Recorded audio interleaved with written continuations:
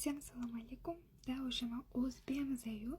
Bundan oldingi videoimda qisqa tushuntirib o'tiraman. Qiz bola necha yoshgacha erga tegishi kerak, necha yoshdan keyin qari qiz bo'lib qoladi degan videoga ham o'zimni keyin qisqacha sizlarning fikringizni so'ragandim. 47 kommentariy bo'libdi. Ayrim kommentariyalar har doimgacha bo'ladi, pozitiv ham bo'ladi. To'g'ri aytadigan bo'lsam, menga bitta zo'r kommentariy kelibdi bo'ldi. Okajon, biz sizga baxt tilab qolamiz deb tez ham meni baxt tilab qo'ying. Buni tekshirib qo'yib, bu yerga kommentariylarni o'qiymiz. Bu yerdagi kommentariyadagi odamlarning fahm farosati, madaniyati, aqli hamda o'zini shaxsiy fikri bor ekan deb o'ylayman.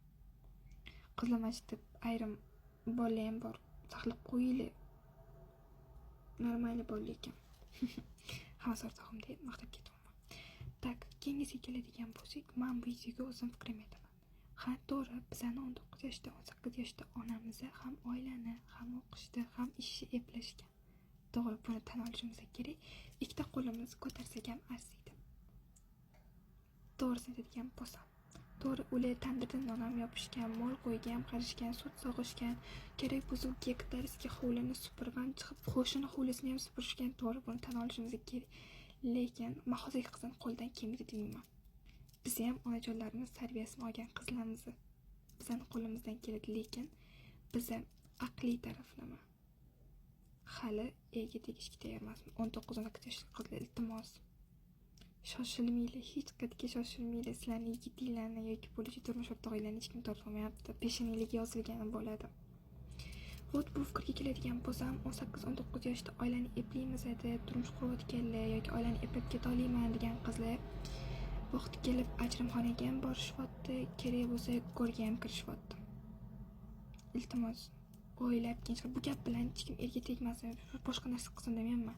Qachonki ham jismonan ham aqliy taraflama, o'zinglarni ma'naviy yetuk darajaga yetganinglardan keyin iltimos oila quraylik yoki turmushga chiqaylik qizlar.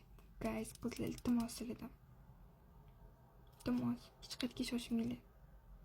To'g'ri, hozir sizlar meni kommentariyamga sichqonchani, quyonchani, soatini tashlaysizlar, bilaman. Vaqt o'tib ketyapti kutib. Lekin bu narsada umuman shoshilmasliklarini e'tibor qarataman. Chunki vot men o'zim shu yil 18 yoshga to'laman. Lekin o'zimni oq libosda, qanaqadir oilada, boshqa atrofda tasavvur qila olmayman. Hech qaysi qiz o'zini tasavvur qila olmaydi. Lekin maslahatim 20 yoshdan keyin oila qurishinglarni o'ylab qo'yinglar. Iltimos sizlardan. Qizlar, hech qayerga shoshmanglar. O'qinglar, faqat o'qinglar. O'qishda foyda ko'p.